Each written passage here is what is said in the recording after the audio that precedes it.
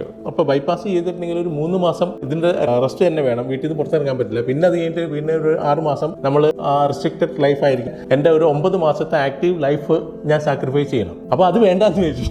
അപ്പോൾ അതിന് പകരം വേറെ ഏതാണ് ആൾട്ടർനേറ്റീവ് എന്നുള്ളത് ചിന്തിച്ചിട്ട് ഞാൻ നടക്കുമായിരുന്നു. അപ്പോൾ അതിനിടയിലാണ് സുഹൃത്തിനെ ഞാൻ കാണുന്നത്, ഒരു കുട്ടപ്പൻ എന്ന് പറഞ്ഞ അദ്ദേഹം. അപ്പോൾ അദ്ദേഹത്തിന് ഒരു 5-6 വർഷം മുമ്പ് എനിക്ക് അറിയായിരുന്നു അദ്ദേഹത്തിന് എന്ത് ഹാർട്ടിന് എന്ത് പ്രോബ്ലം ഉണ്ടായിരുന്നു. അപ്പോൾ പറഞ്ഞ് ഞാനിങ്ങനെ എനിക്ക് ബൈപ്പാസ് ചെയ്യാൻ പറഞ്ഞിരുന്നതാണ് ഡോക്ടേഴ്സ്. ഞാൻ പക്ഷേ ഇന്ദിരാഗാന്ധി ഹോസ്പിറ്റലിൽ EECP ക്ലിനിക്ക് ഉണ്ട്, അവിടെ പോയിട്ട് ഞാൻ EECP ട്രീറ്റ്മെൻറ്റ് ചെയ്തു. അപ്പോൾ എനിക്കൊരു ഫസ്റ്റ് ടൈമാണ് ഞാൻ EECP കുറിച്ച് അറിയുന്നത്. അപ്പോൾ ഞാൻ ചോദിച്ചത് എങ്ങനെ ചെയ്യണമെന്ന് ചോദിച്ചു. അപ്പോൾ പുള്ളിക്കാരനെ ഒരു റഫായിട്ട് എനിക്കൊരു ഐഡിയ തന്നു. ഇങ്ങനെ ഡിസ്കസ് ചെയ്തിട്ട് പിറ്റേ ദിവസം ഞാൻ നേരെ ഇവിടെ വരികയാണ്. നേരെ വന്ന് ഡോക്ടറെ കണ്ടു.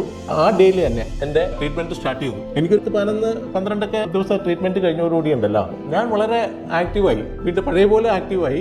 എനിക്ക് എൻ്റെ എല്ലാ ആക്ടിവിറ്റീസും വളരെ സുന്ദരമായിട്ട് നടത്താൻ പറ്റുന്നുണ്ട്. എൻ്റെ എനർജി ലെവൽ കൂടിയിട്ടുണ്ട്. ബൈപ്പാസ് ചെയ്തിട്ടുണ്ടെങ്കിൽ ബൈപ്പാസിന് ഞാൻ പറഞ്ഞു വന്നത് ചെയ്ത് കഴിഞ്ഞാൽ ശാശ്വത പരിഹാരമല്ല.